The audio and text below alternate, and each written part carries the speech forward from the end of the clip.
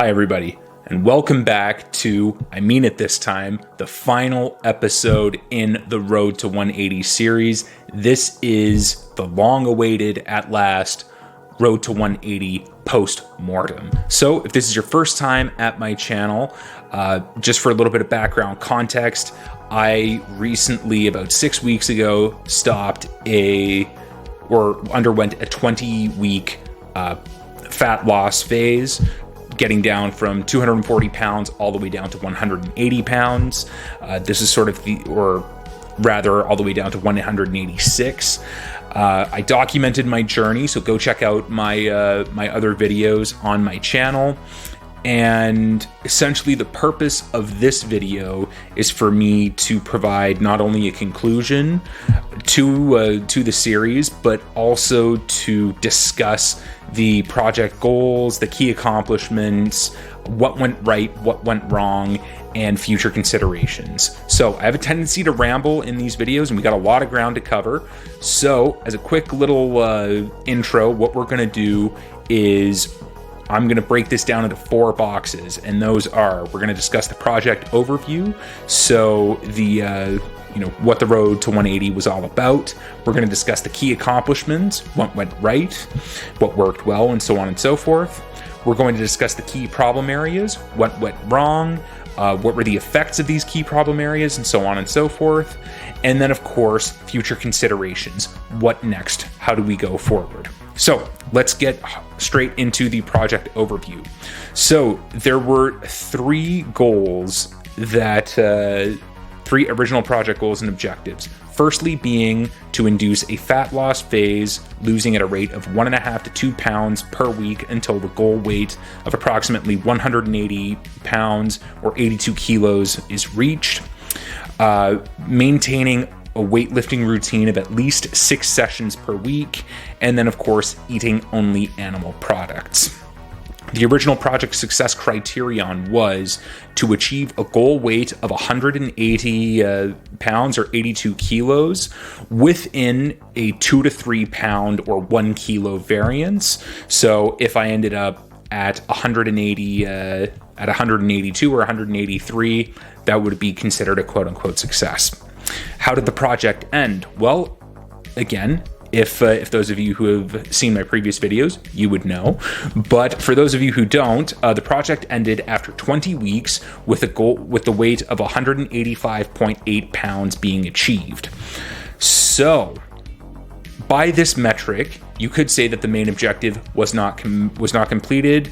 Some people would say, therefore, project was a failure. However, I would be hard-pressed to call this project anything but a failure. If anything, it is a resounding success, and we're going to figure out why in box 2, which is our key accomplishments.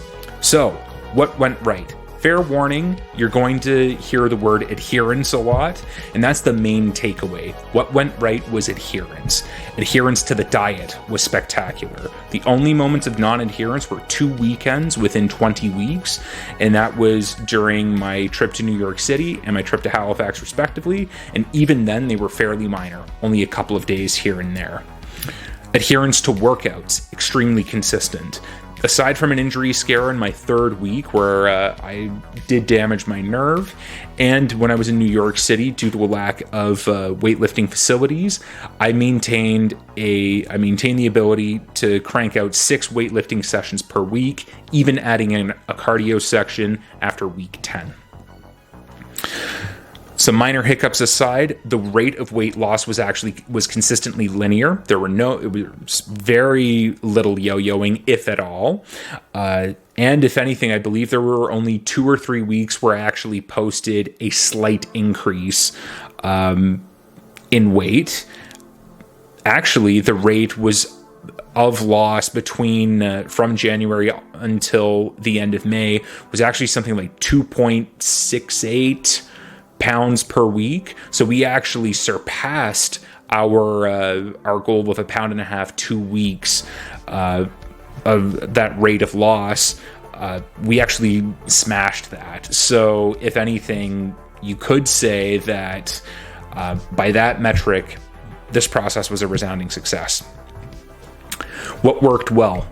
Eating only 1 to 2 meals a day within a very narrow window of about 4 to 6 hours helped me to lower my focus on food and my food selection as well, being only animal products such as meat, dairy, and eggs, and aside with a little bit of honey, fresh fruit, only on occasion. That actually reduced the purchase of snacks, which helped, again, the adherence to the caloric deficit. Snacks are the enemy of any serious caloric deficit, and the fact that there aren't many animal product snacks out there that are, well, I should say, beef jerky is tasty as hell, but that are viable for the long term, is definitely did help with the adherence to the deficit, helped to reduce cravings. I don't have as much food in my house. If I don't have as much food in my house, there's less temptation to want to eat it, even if I'm hungry. Focusing on increasing my non-exercise activity thermogenesis, or my NEAT, through more walking. Now, I did incorporate this near the end of my cut, but this worked really well, especially even as I was incorporating a cardio day, just because, again, it gave me that little bit of an extra edge, not to mention while you're doing cardio, and if you do a little bit of it every day, such as, a nice low impact walk or something, if you do that for 1 to 2 hours a day, you're not hungry during that hour that you're walking, and that's going to carry over for about an hour or two after you're done as well. So that really did help, not just for calories burned, but also, and to keep digestion moving, but also to help to suppress appetite. Now, you can overdo it if you're going on runs all the time. Your body's gonna be starved of nutrients. They're gonna say like, hey, like, I need you to feed me, because if we're gonna keep doing this, we need the energy. But I found that increasing my NEAT really helped give me an edge in this process. And again, the last thing for adherence was the strict adherence to my routine lowered outside temptation to go off track. I'll speak more to my routine in the next bullet point. But that said, I found that because I was able to hyper focus on just meeting these non-negotiables, because it was easy to follow, I didn't feel the need to go off track. It wasn't overly gimmicky. It wasn't overly complicated. I guess this will dovetail into what I found to be particularly useful, which was the routine that I developed was very easy to follow. It was not overcomplicated. There was not a whole lot of moving parts in it. It was eat a set number of calories, lift weights these days of the week, do cardio this day of the week, hit a step goal, drink 3 liters of water. That was it. And I found that because it wasn't too overcomplicated, it enabled me to essentially free up my mind, and I wasn't bogged down and worried about, oh, do I have to do this, triple fried cold plunge at a specific time of the day to optimize my performance. It's like, no, I have a very clear set of objectives to meet. All I need to do is meet them, and everything else will take care of itself.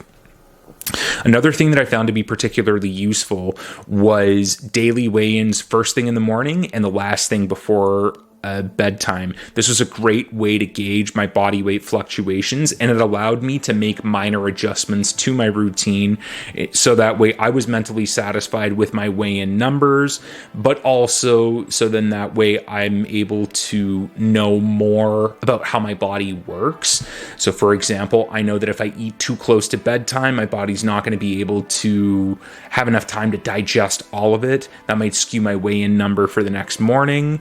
So what I'll do is that I'll go for an evening walk, and I'll only have a light meal right before I do that. If I have something too heavy, I find it just doesn't work for me. But it's the ability to the only reason why I was able to do that was because I know, okay, when I step on the scale in the evening, I have about, let's say I weigh in at like 190 pounds before I go to bed. I'm reasonably certain now that, okay, within about a 2 to 4 pound I'll wake up 2 to 4 pounds lighter, depending on, how much I ate, how much water I drank that day, what the activity level was like, and so on and so forth. Now, what were some of the project highlights as well?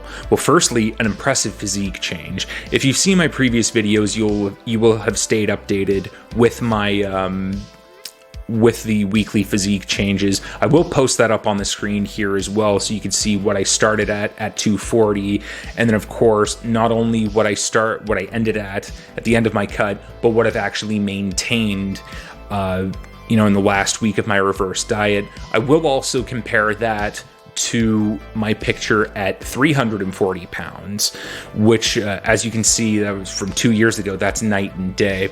So that's the main highlight, I would say. The other highlight as well would be that, the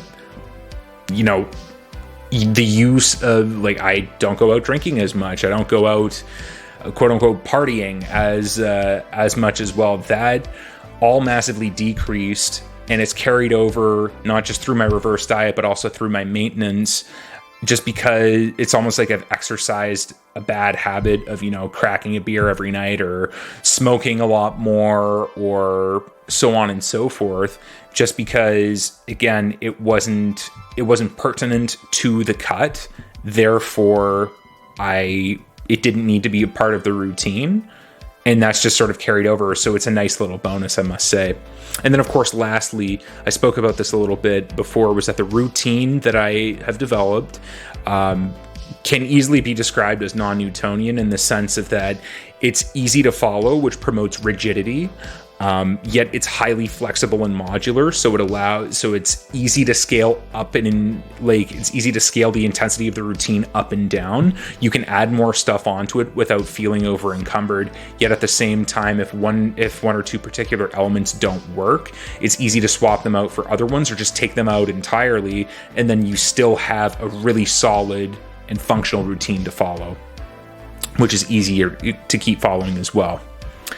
Now, Box 3, key problem areas. What went wrong? Well, firstly, after about week 16, there were some pretty significant negative physical side effects, which we will get into later in this section. Also, I did notice that during my workouts, there were quite a few times where I plateaued. I did have to take deloads at deficit, which is never a good idea. Thirdly, there was a severe impact on my social life due to a hyperfixation on attaining this goal, and of course not engaging in the regular trappings of alcohol or even just going out and doing fun stuff, because I was hyperfixated on eating a specific way in training. And then, of course, fourthly, the operator adjustments. So operator being myself in this situation, the operator adjustments to the routine made the restrictions tighter than they had to be. And this is not, and I'll explain later in the section as to why this is a problem. With regards to what project processes didn't work so well, it's hard to say that I would be dishonest to say that they didn't work well. They all worked fantastically. The problems arose due to poor operator judgment driven by that hyperfixation on the target. So essentially, it's not so much that the processes themselves didn't work. In fact, I think they're fully vindicated that they do work. If anything, it was my own little adjustments that caused the problems. And you could say, okay, what specific operator adjustments cause those problems? Well, firstly, cutting my calories from 2,000 all the way to 1,800 in week 4, so right after I got back from New York, that was too early, and it did certainly lead to downstream effects starting at week 16, because I plateaued at 1,800 too early, and I could have easily continued eating at 2,000 until about week 12, then cut my calories, and potentially could have kept riding it out. You live and you learn, I guess. Again, another one was limiting my water intake past a certain time of the day also caused the physical side effects to amplify as well. Like I mentioned before, I was eating in a very narrow window. So essentially I was only eating, I was doing 18 to 20 hour fasts a lot of the time. I was also limiting my water intake past about after 3 p.m. I would have all of my water done, my gallon. I wouldn't drink any at the gym. I wouldn't drink any after I was done the gym. I wouldn't drink any until the next day. And that's after undergoing a workout, undergoing, an evening walk as well, undergoing a 30-minute sauna session. I'm very surprised that I didn't get injured. So I definitely would not recommend this to everybody. And that was another operator adjustment that I probably didn't have to do. And then the third one, the lack of carbohydrates. Obviously, there's not going to be that many because I'm only eating animal products, coupled with a decrease in fat intake because I didn't adjust for that. Also caused these problems to amplify. Fat is an extremely important macronutrient, not just for energy production, but also to regulate your hormones, to maintain good cell health, and so on and so forth. And the fact that I wasn't consuming a whole lot of that, I was only focusing on hitting my protein goal, that definitely led to the key problems being amplified. So what did some of these physical effects include? Well, the physical side effects included headaches, general fatigue, very poor recovery. So I would notice myself getting sore, decreased quality of sleep, waking up with brain fog and having that brain fog carry over, increased irritability. So I would be very short with people, was not a happy camper, to say the least. And then, of course, massive diet fatigue in the form of huge cravings for other food. My body was screaming for more calories, more of something. Another, I guess, sort of effects of the key problem areas is that these operator adjustments that I did, they either came too early or they just weren't necessary. And again, those adjustments are including, limiting my water intake to certain periods of the day. I didn't have to do that. And I certainly wouldn't do it again if I'm undertaking this again. Cutting my calories from 2,000 to 1,800. Again, as I mentioned, I cut those too soon. I could have easily rode out another 6 weeks eating at 2,000 and would have been in the same boat with the same end result. And then, of course, not calculating other macronutrients such as fats and carbohydrates, but more so fats. If I had kept my fat intake up, I think I would have been able to push through for a little bit longer. Another one, again, the lack of social interaction made the process a lot more difficult after week 16. I was lucky enough to have the support of certain key people in my life. That said, due to my increased irritability, it was probably very hard for them as well. So I want to say a belated apology for my, for my curtness and my irritability in that period of time. And when you're increasingly irritable and you're socially isolated, they compound each other. So let's say you're socially isolated and you're irritated, and now because you're socially isolated, you're irritated even more. And because you're irritated even more, even if some people want to try to interact with you, they're like, oh wow, this guy's kind of irritated all the time. Well, we're not going to spend some time near that person. And then of course that leads you to be more irritated because you're like, I just want some interaction. But again, that leads to a snowball effect, which does get mentally and emotionally taxing. So I would say that, do your best to temper that and treat the people in your life around you that are supporting you, well. Just be patient with them and have them be patient with you. Because if you're to do this all on your own, there's a reason why bodybuilders have coaches, and that's because you literally need someone to help to guide you through it, because it is very, very taxing to do this. And then, of course, taking deloads at deficit are not ideal because it increases the risk of strength loss. Not only that, but it's mentally taxing as well. It feels like a defeat whenever you're doing it. And then, of course, because you're taking a deload at a deficit, your body's already doesn't have enough calories or enough nutrients in order to properly recover and repair itself. So that means that even, let's say, if you do end up feeling a little bit better and you do take that, 10 to 20% deload, you really run the risk of losing a lot of your strength. So lastly, what were the technical challenges as well? Well, the two main ones were knowing when to call it. Ideally, I should have stopped this process after about week 12, taken a 12-week maintenance, and then started another round. That would have definitely helped to moderate a lot of the negative effects that happened downstream. And then the second one is moderating hyperfixation. So when you get so close to your goal, you want to power through it. When you have that momentum, it's really, really hard to stop. But at the same time, your brain starts to hyperfixate on the smallest of details that it thinks will give you a perceived edge. And this is probably as a response to, like, it's trying to keep itself busy and it's trying to get this done as fast as possible. But that said, like, you need to have enough mental fortitude in order to know when to call it, so that way you can moderate that hyperfixation and say, like, okay, we're going to get there. It's just we need to take a little break right now, rest, recuperate, and then we go again. A healthy fat loss phase should be and sustainable fat loss phase should be no longer than 12 weeks, and I went for 20. I wouldn't recommend that. And if I did have it over, I would probably do it in 12-week blocks. And I actually did a calculation over my 2 years. If I had just done it in 12-week blocks, I'd be in the exact same position as I am now. So hindsight's always 20/20, but there you go. So now we get to the last box, future considerations.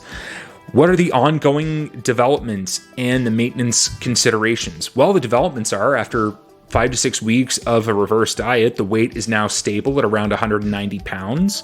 The caloric intake is a lot higher than it was. I'm averaging anywhere between 3,100 to 3,400 calories, which is fantastic. My social life is blooming again. I'm really enjoying hanging out with the people that I'm hanging out with. My mental fatigue is gone. I am still somewhat in that hyper-focus mode on tracking my activity levels, my caloric intake, and my weight, which is something that I might have to moderate. But ultimately, the last two for me are the most important. I feel an enormous sense of accomplishment, and I've reaffirmed a new set of values, which is truly going to work for me going forward, which is just an absolutely amazing feeling. And also, I have vindication that the routine that I developed works. Now I know what to do if I were to ever fall back into old habits, which I don't think that I will. So, some considerations for maintenance. Don't hyper-focus. Make adjustments only as needed. Take the time to recover. Adjust to activity and caloric intake accordingly. Be mindful of my food selection and my alcohol intake. Essentially, don't party too hard. Keep an eye on my hunger. If I notice myself getting hungry, then we're going to have to figure out exactly what the root of that is. Lastly, don't worry so much about the number. Just focus on consolidating the physique that I have. If I get a little bit bigger, okay, I can just do a quick little mini cut. If I get a little bit smaller, well, eat a little bit more to maintain it. Now, is there anything else that's still outstanding? Anything else that I haven't completed throughout this whole process of the road to 180? Well, to be completely honest, the last item that's outstanding is to celebrate. I haven't celebrated yet. So as this video is getting released, Canada Day will have passed. So I will definitely be celebrating it then. And I hope you all will be celebrating your summers as well. And yeah, I think there's no better note to end that on. This is, at the risk of rambling, I'll put a pin in it for the final time. This has been the road to 180 post-mortem. And I know I've said this before, but thank you so much for taking the time to watch this and for being on this journey with me. It's been a crazy 2 years, and the past 6 months have been so formative. I'm really excited to see what the future holds. I will be taking a break from making videos for about 2 to 3 weeks, maybe even a month. I have some other stuff in the works that I want to try out, but mainly I just want to take some time to celebrate, appreciate the view, appreciate myself and what I've achieved. And ultimately, as I've mentioned in a previous video, while this is a huge achievement for me, it is also in no small part due to your support. So thank you so much again for everything. Let's power through this week and all the weeks that come ahead for us, and I will see you all next time when I return with my new content. Thank you again, and I hope you all take care. Bye-bye.